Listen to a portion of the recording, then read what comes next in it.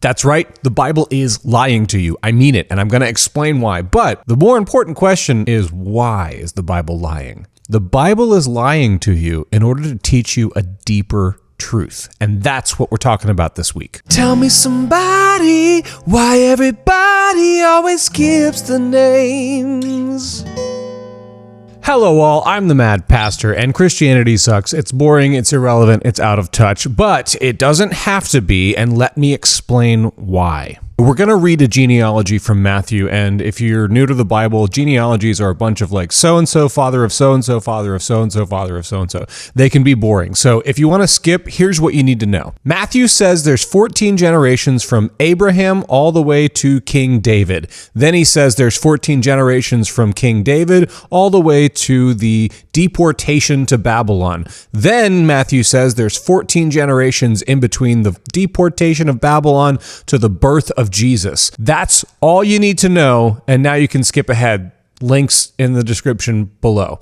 But if you're hardcore like me, we're about to read all them names. Matthew chapter 1, verse 1 sounds like this: an account of the genealogy of Jesus the Messiah, the son of David, the son of Abraham.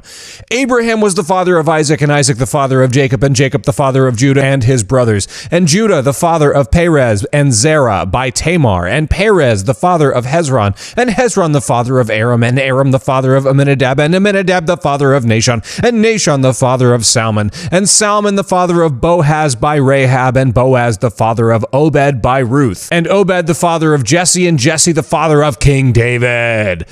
And David was the father of Solomon by the wife of Uriah, and Solomon the father of Rehoboam, and Rehoboam the father of Abijah, and Abijah the father of Asaph, and Asaph the father of Jehoshaphat, and Jehoshaphat the father of Joram, and Joram the father of Uzziah, and Uzziah the father of Jotham, and Jotham the father of Ahaz, and Ahaz the father of Hezekiah, and Hezekiah the father of Manasseh, and Manasseh the father of Amos, and Amos the father of Josiah, and Josiah the father of Jeconiah and his brothers at the time of the deportation to Babylon.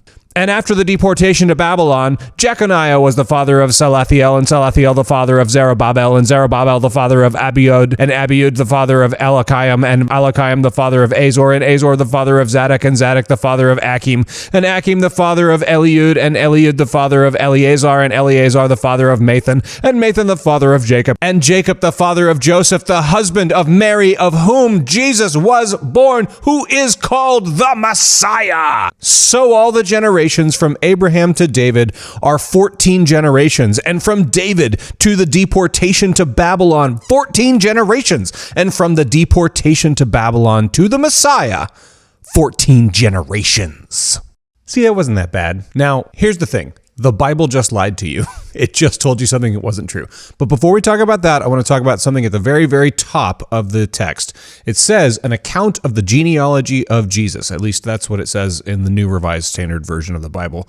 But here's the thing. That word genealogy in Greek, it's actually Genesis. It's the word Genesis. And it means birth, genealogy, origin. So we're not so much necessarily getting a genealogy here as much as we're getting the origin of Jesus, where Jesus came from and why. He's telling us an origin story, and we're going to talk more about that in a little bit. Now, okay, the lie. Here's the thing. When he says 14 generations, in order to get that number to work out, Matthew actually has to omit 3 kings from the Jewish king lineage. He omits somewhere between Joram and Uzziah. He just leaves 3 people out so that the number 14 can work. That's what the lie is. That's how Matthew is lying to you. But he's doing it for a good reason. So we have to ask ourselves this first very important question. Why is Matthew so concerned with this number 14?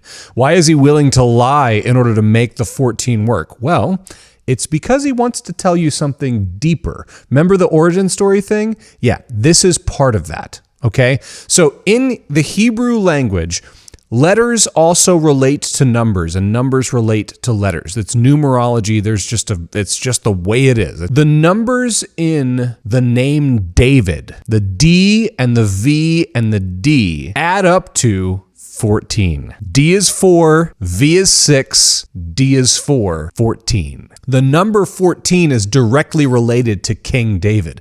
Now, why does that matter? Well, The word Messiah, Christos in Greek, is actually applied to several characters in the Bible, not just Jesus. David is kind of the epitome of what it means to be a Messiah figure. David is a king who comes and conquers the enemies of God, and he's got a sword in his fist and a crown on his head, and he's like a good king. That's why Matthew is trying to relate Jesus directly to David, and the way he does that is through some numerology.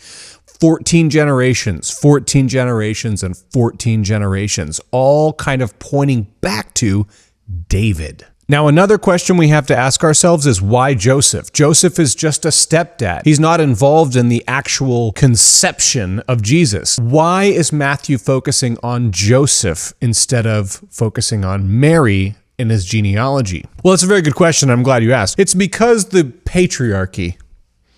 No, it's not. It's not because of the patriarchy. I mean, don't get me wrong. Ancient Hebrew culture, definitely patriarchal, definitely unfair to women, but that's not what's going on here. The reason I know that is because Matthew includes 4 women in his genealogy, kind of revolutionary, and not just 4 exemplar women, heroines and strong female characters that we should all emulate. No, Matthew makes a point to include women in the genealogy of Jesus who have done bad things.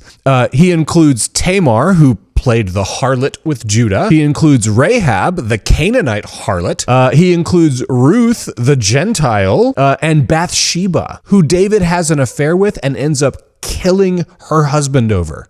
It's the worst part of the story if you're a fan of King David. And Matthew's including all of these women in his genealogy.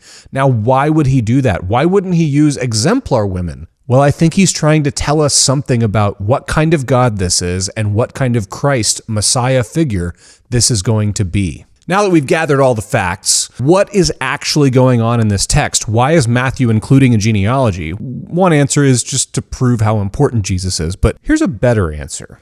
Matthew is telling the story of Israel. Matthew, before he talks about who this Jesus person is, before he's getting at the character of God and the nature of our relationship with God, before he's making a testimony about faith, he's reminding everybody of the story that Israel has already gone through. Israel started with just one person, one covenant with this one guy that essentially amounted to get all your stuff and go over there to a place I'm going to show you. That was Abram, who then later is renamed Abraham. And then every name in that genealogy for the original readers of this text would have carried a story that would have reminded them of the different ways in which God has interacted with humanity, and leading all the way to the climax of Israel's power, King David, the best version of an Israelite king you could possibly imagine. So the first 14 generations are this just rise to power and success and faithfulness. And then the next 14 generations, the names after that, would have told the story of strife and civil war, people becoming complacent, Israel abandoning its relationship with Yahweh, the God that I'm talking about here, and ultimately it leading to their defeat, their conquer, and their deportation to Babylon. They went from having it all to being crushed under the boot of a foreign oppressor. The following 14 generations between Babylon and the birth of Jesus have been just utter silence. Do you even hear our prayers, God? And then finally, an answer to those prayers, and that is a God who spends his first night in a feeding trough. This is the kind of God that Matthew is talking about, and that's why he's lying to us, to teach us something really important about who God is. So, may the Lord bless you and keep you. May the Lord make his face to shine upon you and be gracious unto you. May the Lord lift up his countenance upon you and give you peace. Amen.